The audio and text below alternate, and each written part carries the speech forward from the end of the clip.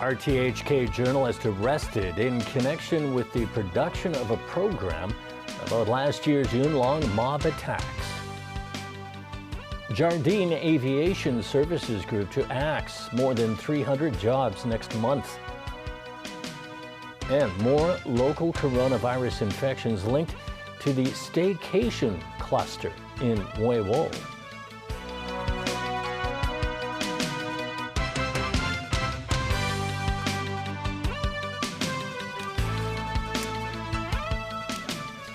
Good evening and welcome. Police arrested an RTHK reporter who helped produce an episode of the station's flagship documentary TV show, Hong Kong Connection, over the Yunlong mob attacks on July 21st last year.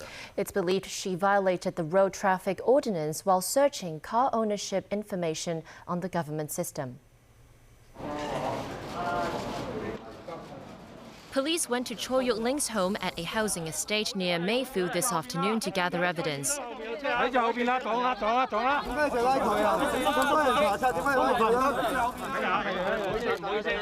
She was then taken to the Cheung Sha Wan police station.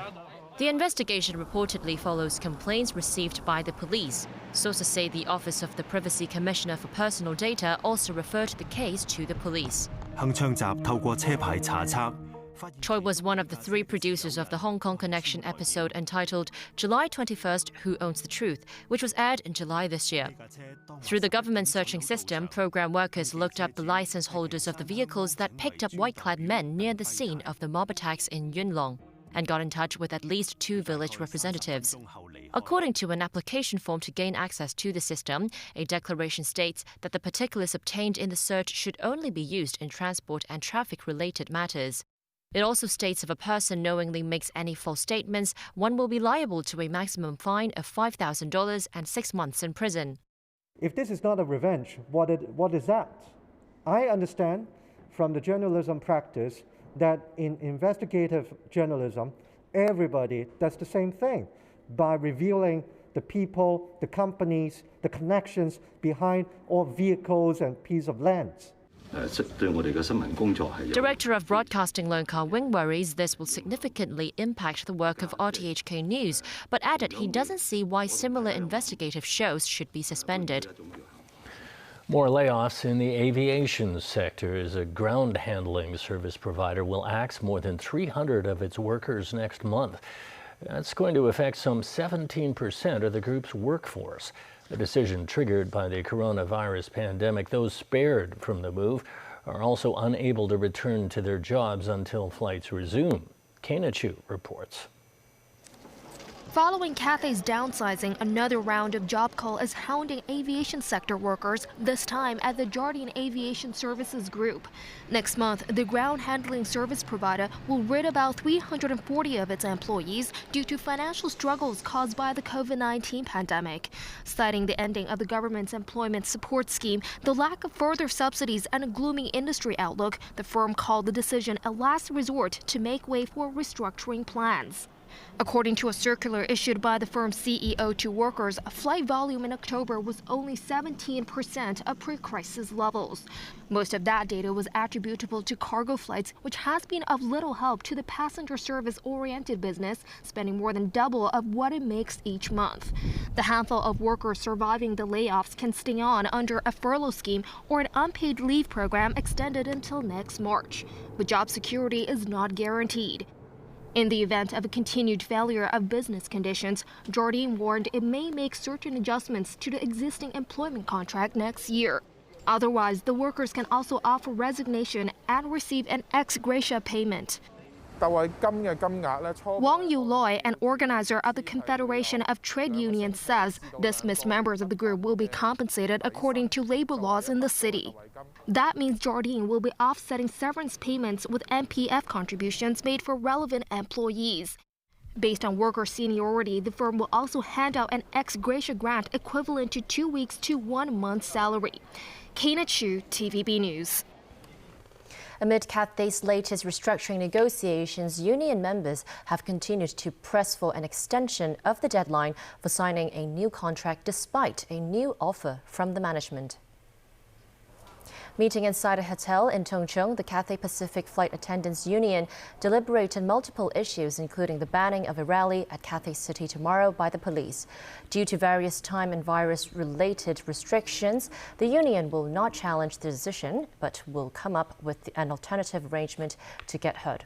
Yesterday, Cathay Pacific also offered to provide a halved transitional allowance to those signing the new contract by tomorrow. Those refusing to comply will be considered dismissed. About the partial transition allowance, we believe it won't be much attractive because for those who have already missed the deadline, who already decide not to sign across the new contract on 28th, they actually have prepared to receive no additional allowance at all. And I cannot share too much about our future legal action. If you're asking whether we're confident enough, then we have to say that we still have our members to support us. The city reported 9 coronavirus cases. 3 of them are locally acquired infections, with 1 of unknown origin. Dong Yaonia has details.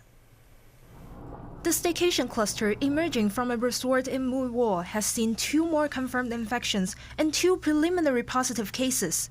Among them is a 26-year-old man. He didn't join the staycation trip but had a meal with one of the confirmed patients last Tuesday.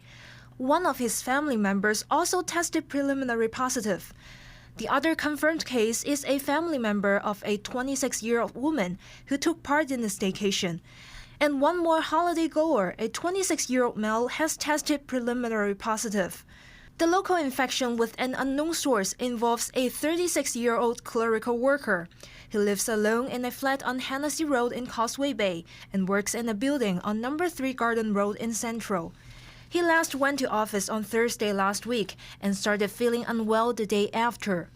During the incubation period, he played football with around 20 people at the Wong Chok Hang Sports Center.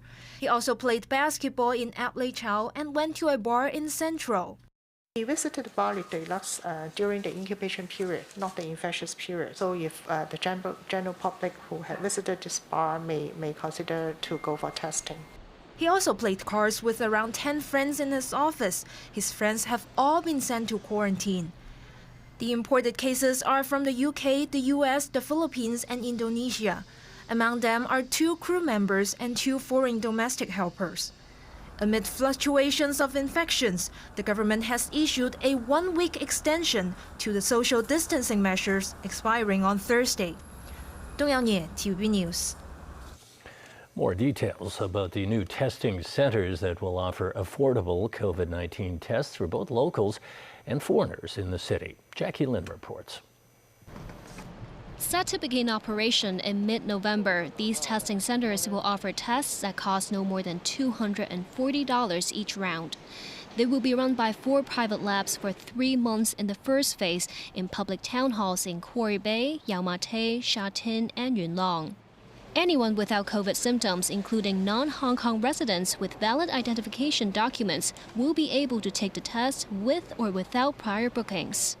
The government will provide testing centers, so these private labs don't have to find offices or operating locations themselves. In this way, they are able to reduce the cost. One of the operators echoes the thought. The capacity in Hong Kong in the private sector is very low, and the price is like $2,000-3,000, and now really $240. I think it's a very reasonable price. 46 government clinics will also extend service hours in handing out test kits, not just on weekdays, but to at least Saturdays.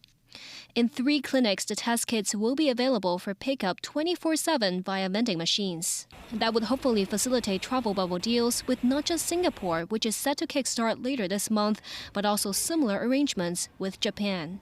School teachers would also be given virus tests in batches starting next week. Jackie Lin, TVB News. Meanwhile, the chief executive will be meeting with officials of central government ministries in Beijing later this week. Carrie Lam says this will be key to reviving the city's economy and the delivery of her policy address, which has been postponed.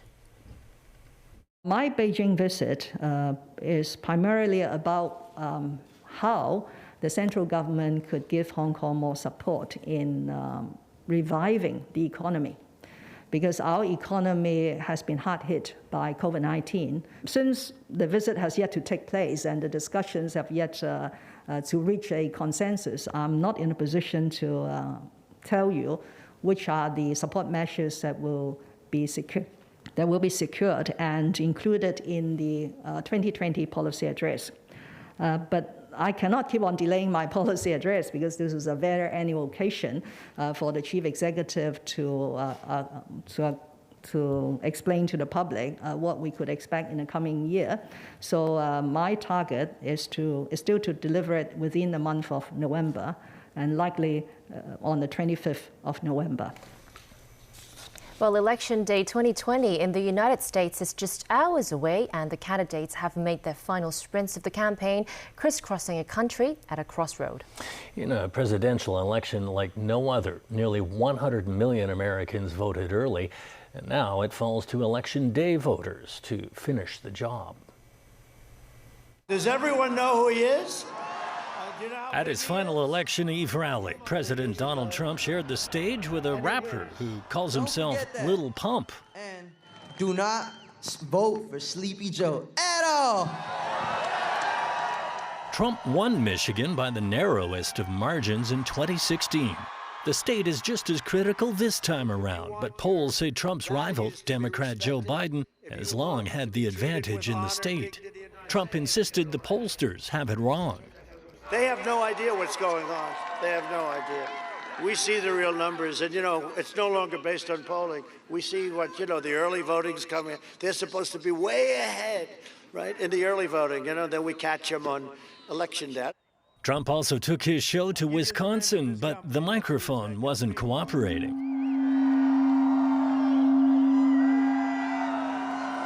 See, you know what that means? That means we don't have to pay for the microphones because they did a bad job. Is that better? Can you hear? This could be a very uncomfortable evening for me. Pennsylvania will determine not only who becomes the next president, but who we are as a country. Joe Biden had more star power in his corner, too, including the likes of John Legend and Lady Gaga. As he has throughout the campaign, Biden hammered Trump one more time on his handling of the coronavirus pandemic. He also criticized Trump's suggestion that he may fire top infectious disease expert Dr. Anthony Fauci after the election. Well, I've got a better idea. Let's fire Trump and I'll hire Fauci. In Florida, another critical battleground state, former President Barack Obama went after Trump for casting doubt on the results of the election, likening him to a two-bit dictator. And now apparently he says he might declare victory before all the votes are counted tomorrow. Don't boo. Vote. And to put a finer point on the case for Joe Biden, the former president tweeted a three-pointer. That's what I do. That's what I do. It's expected to be a long and anxious night once the polls close. President Trump has already questioned the legitimacy of some of the voting, while many cities are preparing for post-election chaos. Jamison Wong has more. As Joe Biden and Donald Trump race toward the finish line, Americans brace for what could be a contested result with no clear winner on election night. The biggest factor cited for possible delays in vote counting is that millions decided to mail in their ballots because of the pandemic. The fact that it's taking a little bit longer this year doesn't mean that the system is broken. It actually just means the system is working. It means we're giving people who are counting the ballots time to count the ballots. In Pennsylvania, we may not know who gets the state's 20 electoral votes for some time after the polls close. The deadline for receiving and counting absentee ballots is Friday, under an extension ordered by the state's top court. Trump has promised a legal fight. The law requires that all votes be counted, all legal eligible votes be counted. And that's exactly what we've done in all past elections. Unfortunately, the President of the United States is out assaulting our system, trying to undermine the rule of law here in Pennsylvania, North Carolina, Nevada, and other states where he's been attacking their voting system. On the streets of America, fears of post-election unrest. Storefronts have been boarded up and police are expected to be out in force. In the Pacific Northwest, tensions are high as Seattle and Portland have seen multiple protests this year, resulting in significant property damage.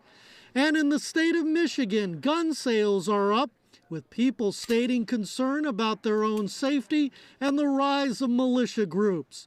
Meanwhile, more fencing was added to the perimeter of the prize, the White House, with parking restrictions and road closures in place. Jameson Wong, TVB News. And a reminder to join TVB Pearl for MSNBC's live coverage of the U.S. election starting at 3 a.m. Hong Kong time tomorrow. And still ahead on tonight's news. Shooting attacks in Vienna leaves 7 dead and 17 injured in what an official calls an Islamist terrorist incident. Hong Kong Customs successfully breeds 6 sniffer dogs.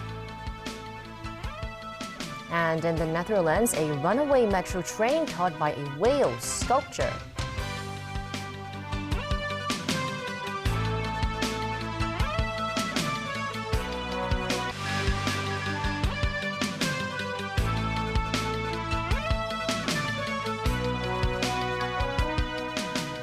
Welcome back to TVB News. Multiple gunmen opened fire in attacks across central Vienna Monday evening, killing at least 4 people and wounding several others.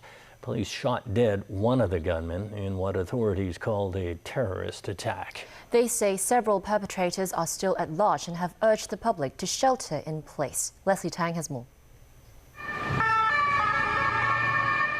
A SWAT team was deployed to central Vienna with police armed with machine guns patrolling the streets.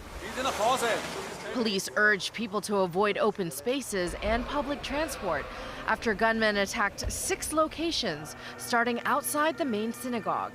Witnesses said the assailants used automatic rifles to fire into crowds in bars. Big calibers. They were shooting at least 100 rounds just in front of our building. Many residents were taking advantage of the last evening before a nationwide curfew took effect as a COVID-19 measure. Austrian Chancellor Sebastian Kurz called it a terrorist attack and said the possibility it was an anti-Semitic attack cannot be ruled out. From what we see at the moment, they are very well equipped. They have automatic weapons. They are very professionally prepared, he said. He warned that several perpetrators remain at large. Interior Minister Karl Nehammer said the gunman shot by police was wearing a fake explosives belt. Nehammer said initial investigations indicate the gunman sympathized with the Islamic State group. A local newspaper editor identified him as one of 90 Austrian Islamists who wanted to travel to Syria. Nehammer said 1,000 security personnel have been deployed for the manhunt for the other attackers. He urged citizens to remain at home and avoid the city center, and said students were excused from school for the day. Support from world leaders has poured in, including a statement of solidarity from French President Emmanuel Macron. France has suffered 3 attacks blamed on Muslim extremists in recent weeks. Leslie Tang, TVB News. A whale of a tale from the Netherlands. The driver of a metro train escaped injury when the front carriage rammed through the end of an elevated section of rails near the city of Rotterdam. It was caught by a sculpture of a whale's tail.